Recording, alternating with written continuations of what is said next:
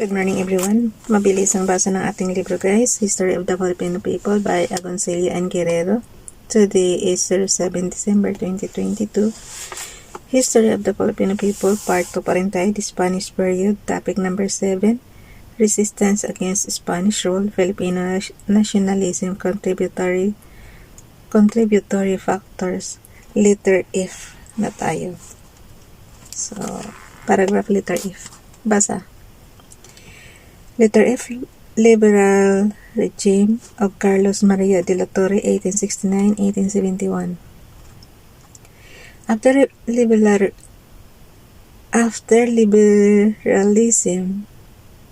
triumph in the Spanish Revolution of 1868, Carlos Maria de la Torre arrived in 1869 to become most liberal and most loved Governor-General of the Philippines. His liberalism made him popular among the Filipinos, particularly among the native clerics and the ilustrados. He dismissed his bodyguards and walked about the city in mufti, mingling with the natives and mestizos. He entertained the Filipinos in receptions in his official residence, and in one such party he was said to have encouraged the agitation of the native clergy led by Father Jose Burgos, Mariano Gomez, and Jacinto Zamora. For the secularization of parishes, the liberal governor also encouraged freedom of speech and abolished censorship of the press, abolished flogging, and substituted imprisonment as punishment of desertion among native soldiers, and promised benevolence by subduing an agrarian uprising and pardoning the rebels. In so doing, De la Torre antagonized the friars particularly, so when he implemented the educational decrees of 1870, which provided for limited secularization of education and government control of certain educational institutions in the Philippines.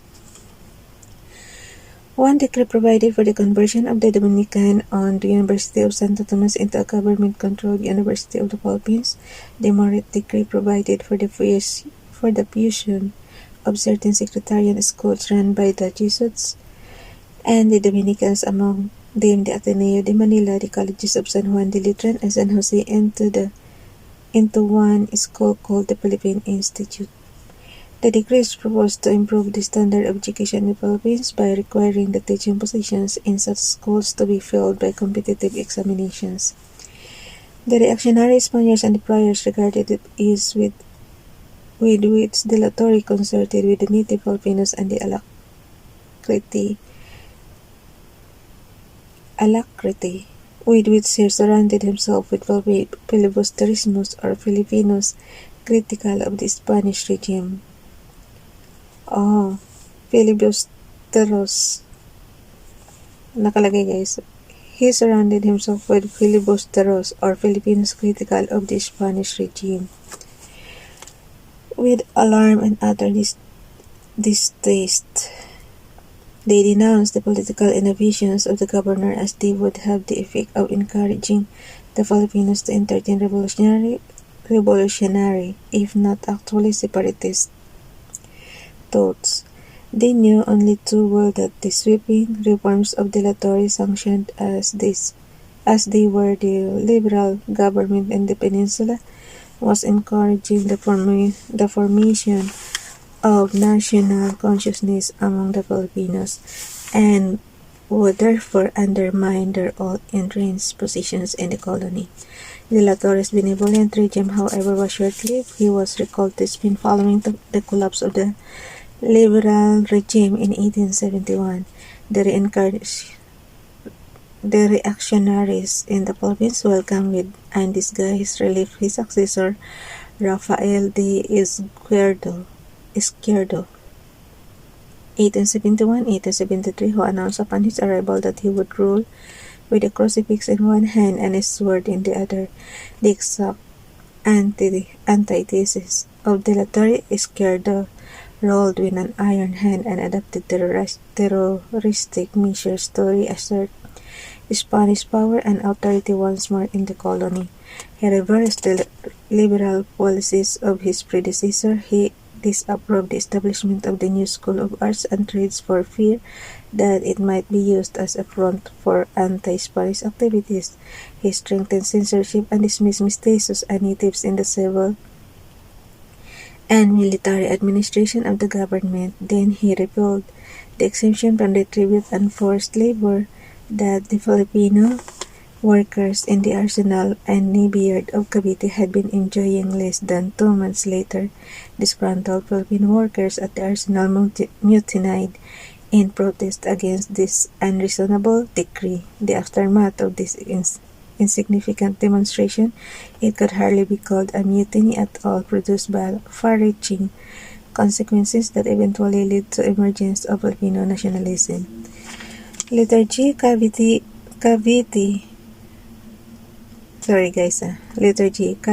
Mutiny, and the execution of Gomez, Burgos, and Zamora. On the night of January 20, 1872, a group of native artillery men, marines, soldiers, and workers in the arsenal of Cavite, led by a Sergeant Lamadrid, seized the nearby fort of San Felipe, Izquierdos, and warranted abolition of their privileges caused the mutiny. The rebels held the fort for a night, but troops from Manila, among them 2 native infantry regiments, arrived in the morning and subdued the mutiny very easily. The leaders were shot and the rest were taken prisoners. The Cavite Mutiny was nothing more than a local manifestation of discontent with the reactionary administration of Izquierdo. There was hardly any indication that it was an initial phase of a widespread rebellion in the Philippines. If there was such a plot, the native regiment sent from Manila, as exploited as its counterpart in Cavite, would not have helped the Spaniards quell the mutiny. The priors, however, saw in the incident an excuse to intimidate into silence to the restive Filipino clerics by convincing the governor that a conspiracy existed to overthrow Spanish sovereignty and establish an independent Filipino republic. According to the priors, the mutiny was part of a well-planned and widespread conspiracy in which the workers of Cavite, part of a military group involved in the plot, played an insignificant role. The real perpetrators of the conspiracy, in their view, were the Filipino priests, actively supported by Filipino ilustrados and businessmen. A reign of terror ensued as soon as news of the mutiny reached Manila.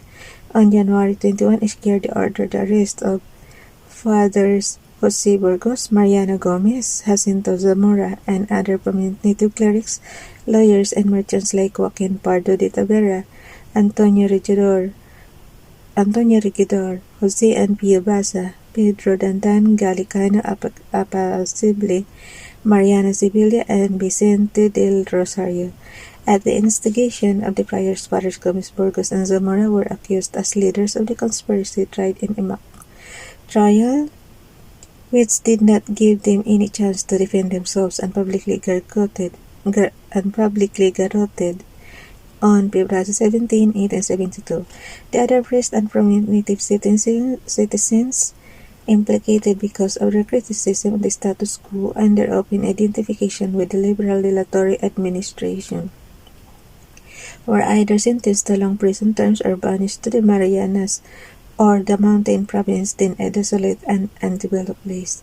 Archbishop Militon Martinez, who did not believe that the 3 priests were guilty, refused to unwrap them as requested by Governor Izquierdo. Instead, as one last salute to the martyred clerics, he ordered the tolling of bells when the 3 were executed.